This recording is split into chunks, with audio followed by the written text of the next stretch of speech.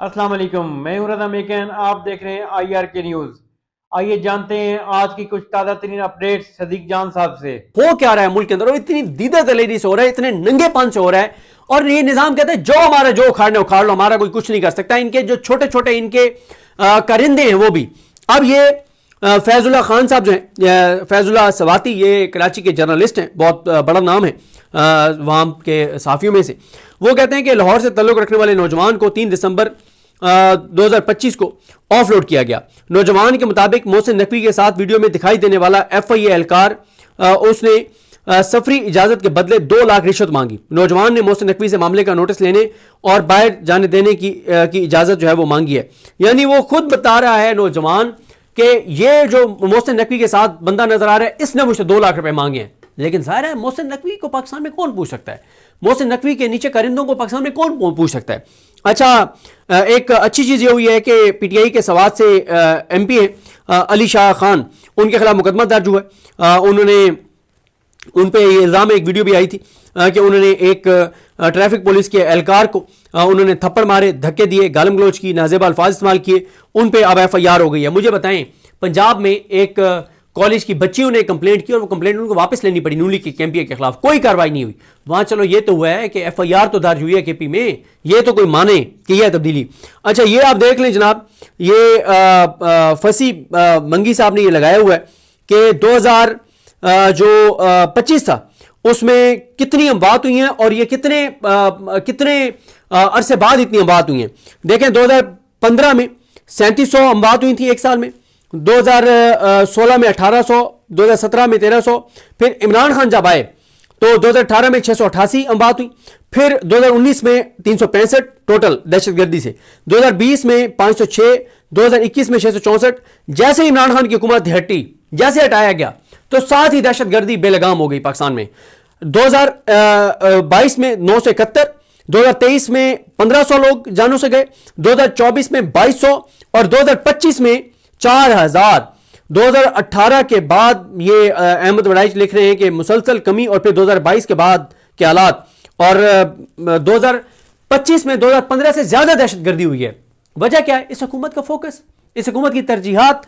अच्छा, PTI ये narrative अभी तक नहीं बना रही कि भाई ये दहशतगर्दी इतनी ज्यादा हो गई है। वो जो मैंने आपको 43 नाकामियां बताई थी, जो मेरी मुख्तलिफ लोगों से बात हुई थी, उसमें PTI नहीं बना पा रही है नैरेटिव।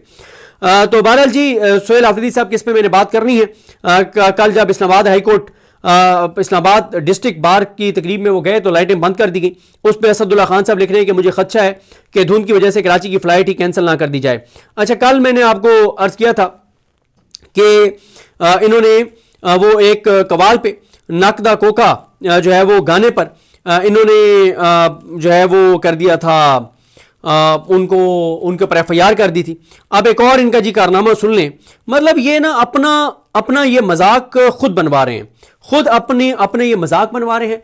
और पंजाब हुकूमत बता रही है कि इमरान खान किस तरह से इनके आसाब के ऊपर जो है वो सवार है। ये मोहम्मद उमैर साहब ने, जिनका मैंने जिक्र किया था, और वो यूट्यूब चैनल उनका मैं भूल गया था, फिर बाद में मैंने कमेंट्स में पिन कर दिया था। उन्होंने बताया कि दावत वलीमा में इमरान खान की तस्वीर लहराने पर PTI के दो पार्टी अहदेदारान समेत 7 PTI कारकुनों को गिरफ्तार कर लिया गया। गिरफ्तार होने वालों में सीनियर नायब tehsil Sadar Tariq Mahmood Waraich, general secretary cantt Mirza Imran Baig, दूल्हा के भाई चचा जायद मलिक, इफ्तिखार अहमद, करीम हसन भिंडर, अयाज मेहर और जिशान इकबाल जो है वो शामिल हैं। ये इनको जी गिरफ्तार किया गया है क्योंकि इनका जुर्म है कि शादी में इमरान खान की इन्होंने तस्वीर जो है वो लहराई है।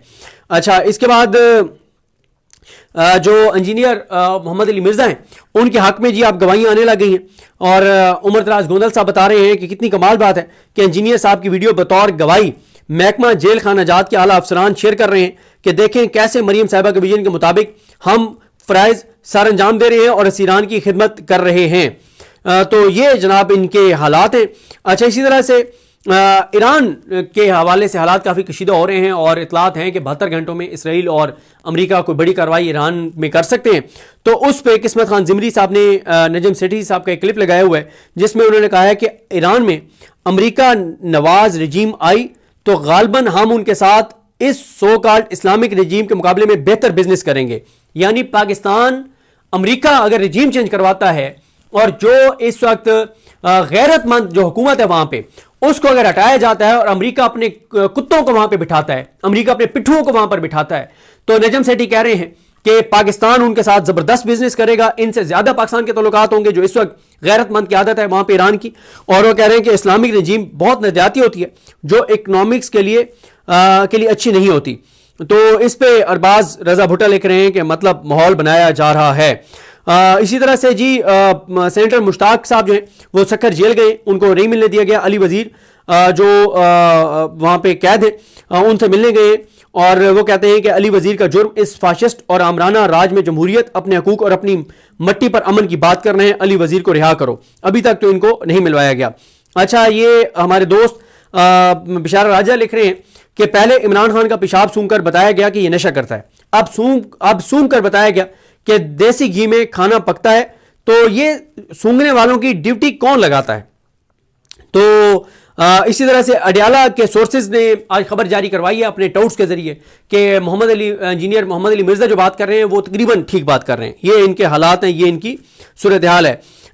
तारिक मदीन साहब ने बताया कि कराची में अभी तक पीटीआई के धड़ों में तकसीम जो है वो जारी है सुहेल अफरीदी के विजिट से पहले। और इसी तरह से और भी कुछ चीज़ें हैं। जाते जाते बस मैं एक इनका जिक्र करना चाहूँगा, जो हफीजुल्लाह नियाज़ी साहब का एक ट्वीट है। जो एक तो शहबाज शरीफ साहब जी एक और गैर मुल्की दौरा फरमा रहे हैं, 18 जनवरी को वो जा रहे हैं 4 दिन के लिए। तो अब तक उन्होंने जितने दौरे किए हैं किसी एक दौरे का भी पाकिस्तानियों को तो कोई अच्छा रिजल्ट नहीं मिला। आखिर में हफीजुल्लाह नियाज़ी साहब का एक ट्वीट वेनेजुएला के ऊपर जो पाकिस्तान ने जो रद्दअमल दिया उसके ऊपर उन्होंने बहुत अहम ट्वीट किया है, बहुत अहम ट्वीट किया है, जरा सुनिए। वो कहते हैं कि वेनेजुएला के बहरान पर पाकिस्तान का ताखीर ज़दा, कमज़ोर और शर्मिंदा कर देने वाला बयान। वो बयान क्या है पाकिस्तान का कि पाकिस्तान वेनेजुएला के अवाम की फलाह बहबूद को अहमियत देता है, सूरत हाल पर तशवीश रखता है और तमाम फ्रीकेन से तहम्मुल और कशीदगी में कमी की अपील करता है।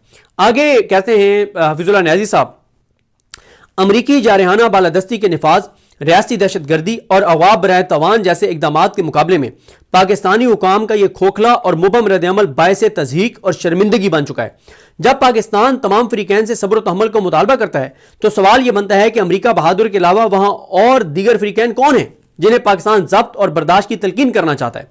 बराए मेहरबानी, यानी हमला अमरीका ने किया है, गुंडागर्दी दहशत गर्दी अमरीका ने की है और पाकिस्तान के दोनों फरीक तहम्मुल का मुजाहरा करें। आगे हफीजुल्लाह नियाज़ी साहब कहते हैं कि बराए मेहरबानी अगर अमरीका के मद्दे मुकाबिल कोई और फरीक भी है तो उसका नाम भी वाजे कर दिया जाए ताकि बराह रास्त उनको मुखातिब करके उनको नसीहत की जा सके। ऐसा खजालत अमेज तासुर देने की आखिर क्या जरूरत थी? क्या वेनेजुएला भी इतना ही शरीक जुर्म है जितना कि अमरीका? काश मुबहम ज़बान इस्तेमाल ना की जाती और जागह हंसाई से बचा जाता। ऐसे बयान से तो बेहतर था खामोशी इख्तियार की जाती। पाकिस्तान सरकार बखूबी जानती है कि अक़वाम मुत्तहिदा की बाकायदा रुकन एक खुद मुख्तार रियासत वेनेजुएला के खिलाफ अमरीका ने सरी गैर जिम्मेदाराना नाइंसाफ़ी और जारियत की है। इसके बावजूद इशारों कनायों में बात करना और फिर दास्तान अमीर हमजा दोहराना हमारी कौमी कमजोरी ही को बेनकाब करता है। तो नाजरीन, ये थी अहम अपडेट्स जो आपने जानी सदीक जान की ज़बानी। तो नाजरीन, जुड़े रहिए मज़ीद अपडेट्स के लिए हमारे चैनल के साथ। अपना और इस चैनल का ख्याल रखिएगा। इसी के साथ अपने मेज़बान रज़ा मेकन को इजाज़त दीजिए। अल्लाह हाफिज़।